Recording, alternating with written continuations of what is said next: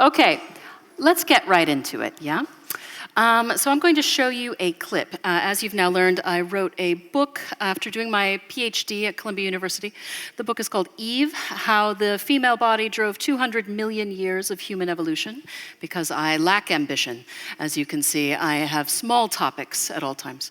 So I'm going to show you a clip from a film. I'm not going to tell you too much about it. It'll be short.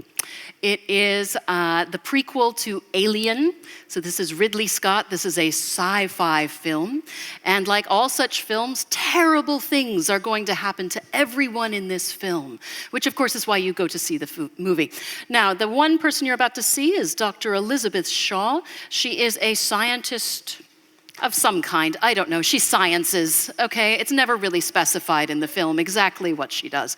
But she does something, and her ship has crashed on an alien planet, as you do, and she has been impregnated with a vicious alien squid, which is a very normal thing to happen. And this is the next thing that you see.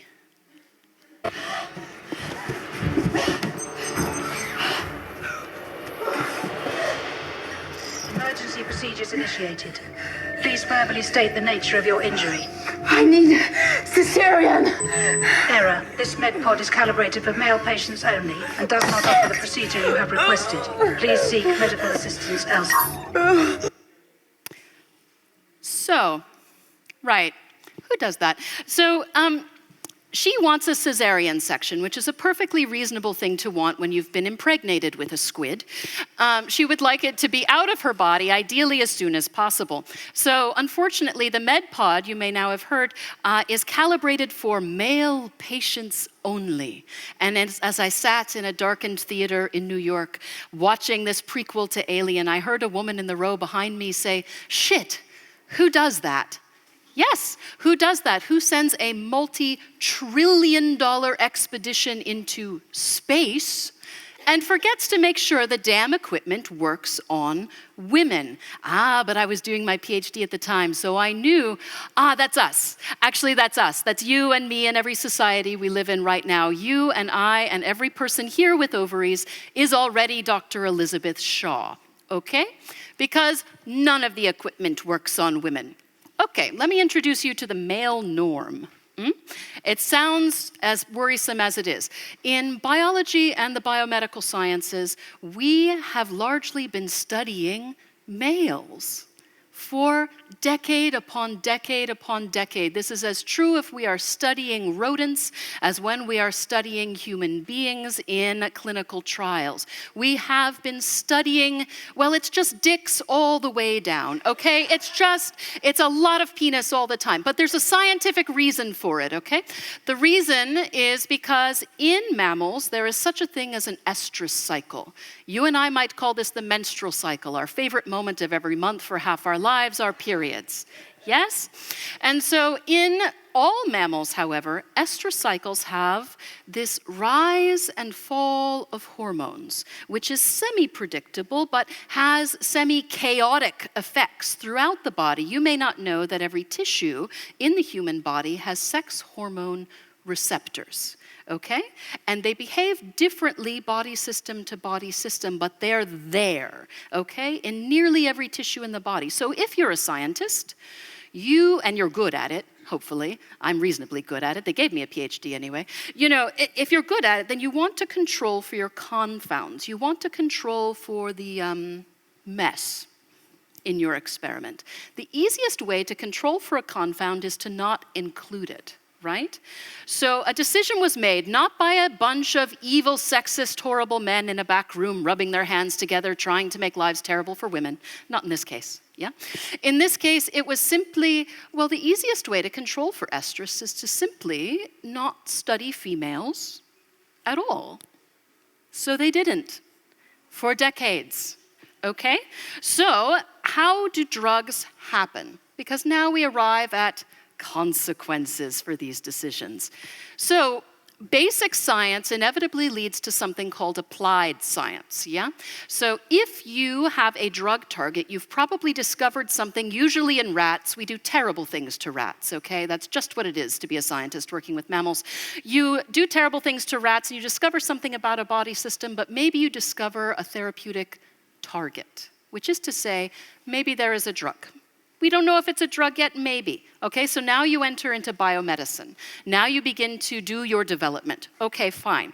But at this point, you may not have studied this thing in female bodies at all. Then you arrive, if you're lucky and the drug looks promising, in a clinical trial with, one of these things, an actual human body. And you're wanting to make sure, you want to make sure it doesn't kill anyone, but you also want to make sure it doesn't do terrible things and it does the things that you want. Okay, so since the 1970s in the United States, until about the 1990s, there were rules, very, very important rules about including female bodies in clinical trials, women and girls. It was against the rules. And it was because we were afraid of fucking up the babies, okay? I think we should swear because it's appropriate in this moment. Because for a while we did with thalidomide. For a while there were problems where if you included a female in a clinical trial and she became pregnant, well, you didn't know what would happen, and sometimes very bad things happened. Yes? So the decision was simply you have to justify why you're including females in your trials, and you have to have a very good reason. So most of the time it wasn't done. The consequences are, of course, that many, many medications arrived on the market having never been tested on any female bodies at all. This has not gone well. Okay? Because now in retrospective data, we're finally beginning to realize that, oh crap, actually half the population have been guinea pigs. Yeah? We've been the lab rats now. So, for example, how many of you have ever had insomnia? You're a professional woman, so that should be all of you at this point. Yeah? We have things on our minds, don't we? Yeah, it keeps us up at night. So that means eventually our brains are a little bit broken. Sorry, boys, it's true. So one of the most common insomnia drugs is Ambien, okay? This is the formal term for the drug. It's a common sleep aid. So some years back, the United States FDA finally said, sorry, female patients should have half the dosage of male patients. Why did that happen? Oh, car crash data. Yeah, it turns out female patients who had taken Ambien the night before were far more likely to get into a car crash on the way to work in the morning. So car crash data filtered in, they started to notice, and it turned out that this drug had a different slope. It left the body, and the side effects left the body differently if that body was biologically female versus male. At the point at which they gently apologized for all of the deaths and the car crashes, the drug had been on the market for 21 years. Cool, that's fine. Now, the good news is that things are changing. We're finally starting to study female bodies in the lab. We're finally starting to freaking figure out when it matters and when it doesn't matter if there are sex differences, and how that might differ depending which body system we're looking at. This is an awesome thing. However, you may have noticed, being professional women, change is hard. It doesn't happen right away, does it? But, this is what I would call a paradigm shift in the biological sciences, because we're shifting from what we would call a mono model, one thing, the male norm, to a dual model, a sex-differentiated model. And we may indeed end up needing a dual model for quite a lot of things when we're dealing with mammals, but we're still figuring that out. But my book wouldn't exist without all of the cool, amazing, badass science that's been going down ever since we finally started studying female bodies properly. We're going to talk a little bit about some of the things that we've learned, and we're going to talk a lot about boobs. We're going to talk a lot about breasts, pretty much right now, these guys. Yep. Okay. Simple question that once you change the paradigm, you realize you didn't know the answer. What is milk? What is this shit that comes out of our chests? What even is milk, right? We used to think we know, and we found out we didn't. I'll tell you what we used to think what milk was. So this is Leonardo da Vinci, not specifically him, it's something he drew. And as you see, I've put a little black bar because this is actually his model of coitus, and his portrait of the penis was very detailed, and I didn't want to do that to you right now. Like, there were very intricate veins and the head. Right, so maybe not in the afternoon. Maybe that's a later at night kind of thing you want to see from Da Vinci. But anyway, so you have the female here on your left and the male on the right, and you can imagine. Right, but what I want to show you here is something back then. This is what we used to think milk was, okay? This is the vasa menstrualis, or the menstrual vein. Here's a little animation for you.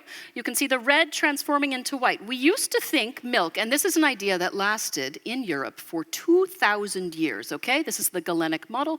We thought milk was menstrual blood that was less evil.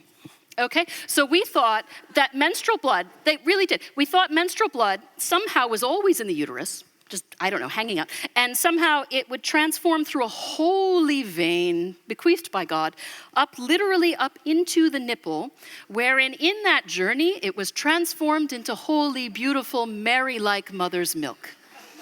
They didn't know what glands were, okay? They didn't understand very basic features of what the body is. However, this was a paradigm, you see? They had, in order to not draw that, because remember, Da Vinci isn't just a talented artist, he's actually a careful anatomist. He conducted his own autopsies. He cut open bodies of many types. And so he, the careful observer, the eminent artist, drew in a vein that wasn't there. This is what paradigms do to you. They can make you see things because you believe they should be there that are not there at all. Did he think he saw it? It's kind of wet and messy in there, you know? Did he see some wet tube and thought that would be it? Was he embarrassed when he didn't find it, our Leonardo da Vinci? He had many things to be embarrassed about. I mean, he lived a complicated life. He was not a straight man, for example. That's part of why the penis was so detailed. Trust me, it's not my finding. Historians have written long about this. So, you know, but the simple fact is everyone thought it was there until finally enough had changed about how the body worked, perhaps, and that maybe every part of the female body is not always measured by its holiness, but by its function, which is a different way of understanding femininity, maybe that we still struggle with in Catholic. My mother's Catholic. So, okay, what is milk really, though? So, here we go. Milk is mostly water, about 90% actually. It's mostly water. You're giving your kid a glass of water, but you know, through your chest. But it's fine, it's normal. It's okay. The other part, you have lipids, proteins, hormones, a bunch of shit. There's a bunch of shit in milk, okay? A lot of things that are long evolved and they're good for you, maybe. Okay, fine. The interesting thing about milk is that the third largest solid component of milk is not digestible by babies at all. These are the oligosaccharides. These are special milk sugars that are specifically for our bacteria.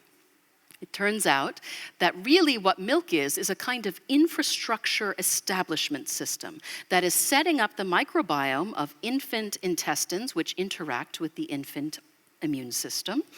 And it's not for them at all, which is to say the moment we reproduce is actually a really, really big moment for millions of bacteria. Because, you know, if a beaver creates a dam, right? You create a dam in a river and you change it and your beaver babies, they inherit this changed river. The thing is that the river doesn't up and die in 80 years. We do. Which is to say, we and our microbiome reproduce a new niche environment at the same time. Very different understanding of what milk is. However, maybe that's not what you want to know. Maybe you want to know what a nipple is. Maybe, I don't know. You have a couple, maybe you have more. Some people do have more. Okay, what is a nipple? Here's a very alarming video, but I'm going to tell you what it's about. This is obviously a drawing. Don't worry, I didn't cut anybody open. So, here, what you have is breastfeeding. You see the nipple going into the oral cavity. You see the tongue. And what's happening here, okay, is that you see the milk is being drawn down, so the baby is going and creating a vacuum. And it's sucking milk out of the breast and triggering milk production. Because once you have evolved a nipple, you can form a docking seal. Yeah, almost like in a space capsule, just gets on there. And so, but what the baby is doing is that it's rolling the tongue back and forth within that oral cavity. And what that does is it moves the focus of the vacuum back and forth. And what that does is it creates a tide, much like you would see on the shore. And so you see the milk coming up on the wave over the top, And then what happens is the baby's spit is sucked back in through the nipple, under the tide in an undertow, up back into the boob. It's as invasive and gross as it sounds. The baby's spit is going into your boob and distributing through your ductal work where it is read like some kind of ancient code by an army of immunoagents and sensors that change the milk to suit. If the baby is sick, the milk changes. Okay? And that's why nipples evolved. Not just to control for slop, not just for the mess, not just to have a weird thing you can pinch sometimes if you're bored. It is specifically because milk is actually a thing, the breast is a two-way communication platform. The infant's body and the maternal body communicate. But maybe that's not what you want to know. Maybe what you really want to know is why breasts look like these. There are reasons I wear tops like this on stage, okay? Because I assume you are going to look anyway. So I lean in. Isn't that what Sheryl Sandberg said? I don't know if that's exactly what Sheryl Sandberg meant when she said lean in, but it is what I do. So, why this shape? Why this stupid thing that I have to strap up in industrial-like garments? Because these are large, actually. There's a whole lot going on under this shirt. Okay, so this is a monkey's ass. So specifically, this is a baboon's ass. What happens is in primates, we are primates, there is a butt-based signaling system. Effectively, okay? And it is a sexual signaling system. When they're big and red like that, what happens is that the males know that she is fertile. We have a big red ass when most primates have this, giant, a thing hanging off of you, very visible, that turns very red, and it says, now is a good time to hit on me, right now, yeah? Now, unfortunately, we have evolved to walk upright. The pelvis has changed. We can't really hang massive 10-foot labia off our backside, so usually not. So, a lot of evolutionary biologists thought, well, what possibly could, it's impossible to look down. These are obviously male biologists who had never been to a bar where men have no trouble looking down at all. But so they thought, well, this is bad. Our ancestors must have somehow lost this very important sexual signal. So they decided, or what I call is a male sad, I'll help. Yeah? So the prominent theory going for quite a while for why breasts are this shape is effectively this.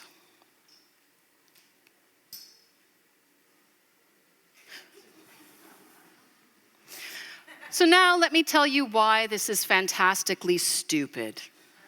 Okay? So the idea is that, other primates don't have this is not a thing. That's very flat and they swell a little bit when they're pregnant, but it's not this industrial-sized object that I have two of them hanging off, no, right? A monkey does not have this, no. Most other apes don't either. And the theory was that, well, if it is sexually selected, maybe a little bit bigger meant you were more fertile, you pass on your genes. A little bit bigger, more guys want to, do their thing, gets passed on your genes. Okay, so being a person who has breasts, I just wanted to tell them, you should really meet the period bra. Those of us with larger breasts often have a number of different bras, and we choose which time of the month to wear them.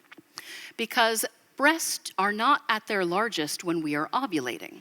They are at their largest and most swollen and often painfully tender when we are menstruating, pregnant, or breastfeeding, which is to say, men who are into breasts are playing a very long game.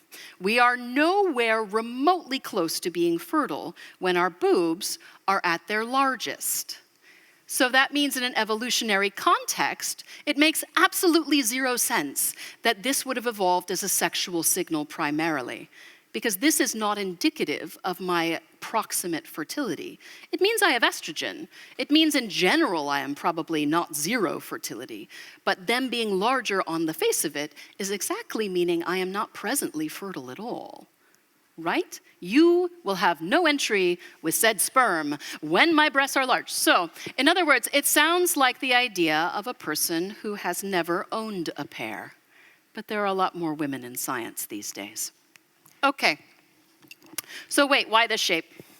Well, it's nice not to suffocate. Okay?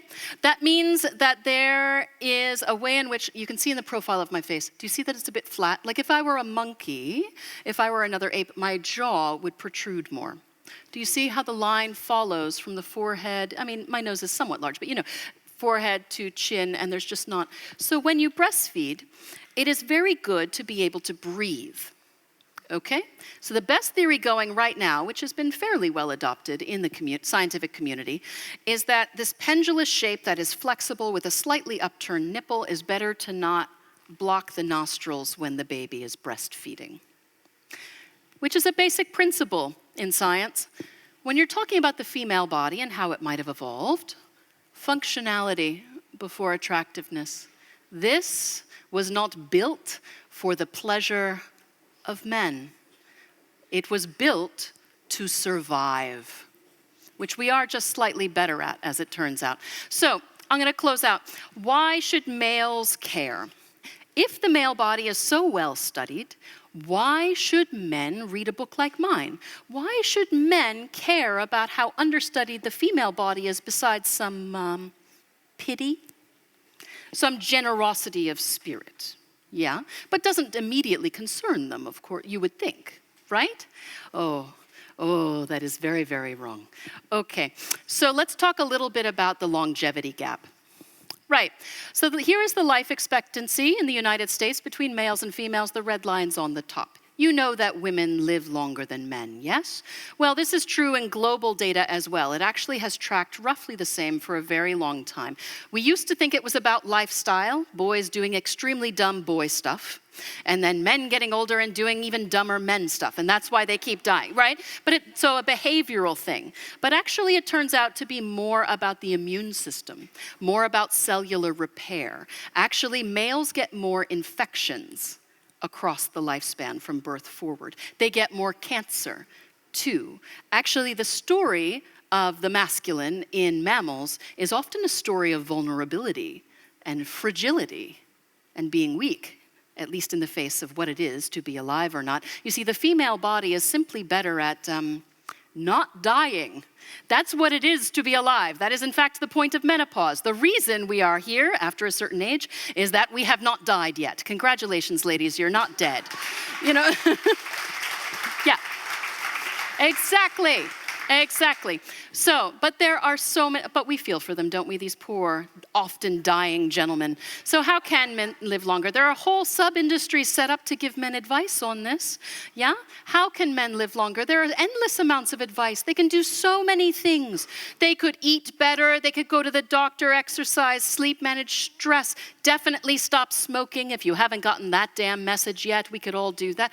But no, even make friends. A prominent researcher told me having a man simply make friends will add 7 years to his life. 7!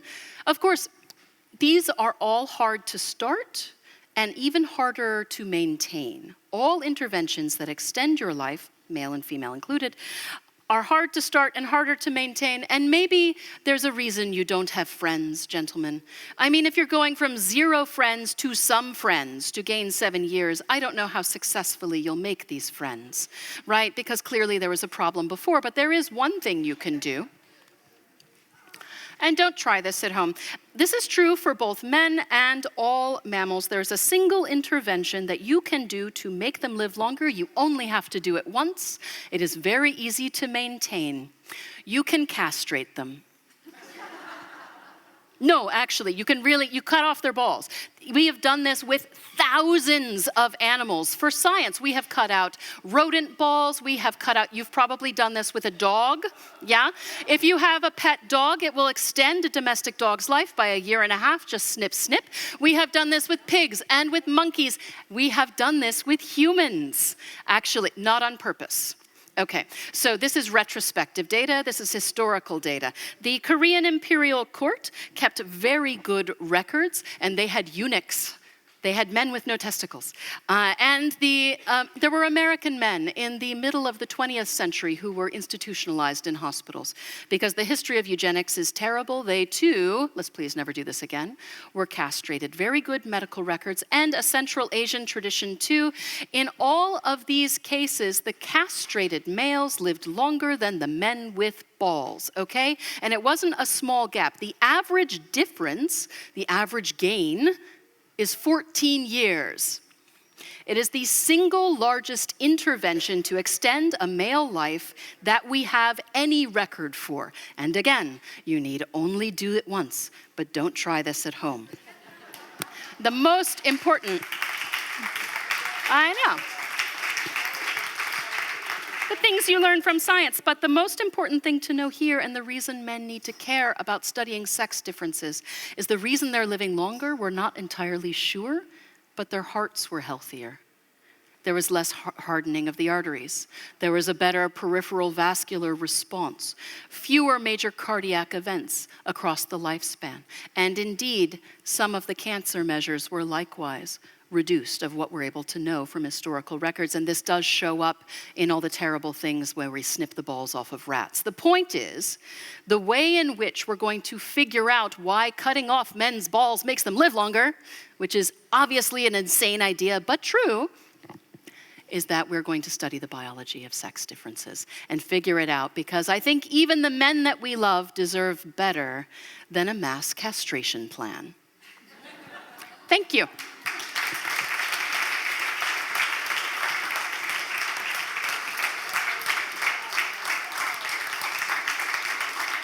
So,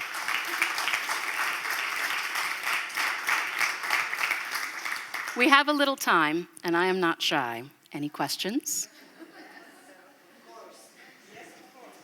Yes. I want to ask you, Yes. in which ages is good to castrate them?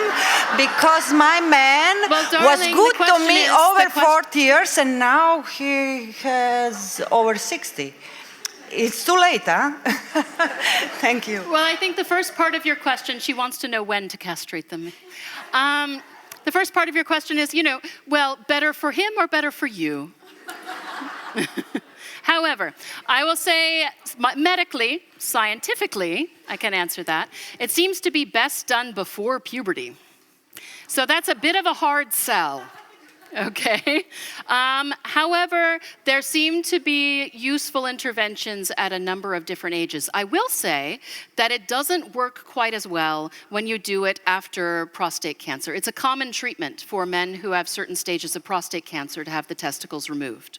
And it's a part of how you treat prostate cancer. However, there is a certain confound, again, the messiness of science. He's had cancer, so we don't really know how to interpret whether or not it was truly beneficial, beyond that he didn't get the cancer again. Any other questions? Yes. Hi. Hello. Have you ever heard about the theory that men likes football and all the sports with the ball because it actually reminds them of our boobs? So the boobs are the first form they remember, and that's why they like the football and every sports. I admit, I had not heard that theory until this moment on a stage. I would say it doesn't sound very scientifically sound. I would say perhaps not the best idea in the world. I think it is true, however, and we often forget, we assign it to men. There is this idea that somehow the male body is more sexual, that men have more sexual desire than we do. This is bullshit. Let me just give that to you. In all of the research that I have seen, both psychologically and by actually measuring their damn erections and what have you, there are electrodes involved. No, we have just as much sexual desire as men do. So if men like soccer because it reminds them of boobs, which is, God, that's not true. Clearly that's not true. They probably like it because it's a sport, well, then we must as well. And I guess there are queer women in women's sports, but maybe we just like running around and seeing bodies running around, which may be a sexual thing. Ask the athletes. So, any other questions? Maybe one or two more? I know there's another panel. I don't want to make people late. Too shy? 1, 2, 3. Okay. All right, then thank you very much. Our next panel is going to be exciting.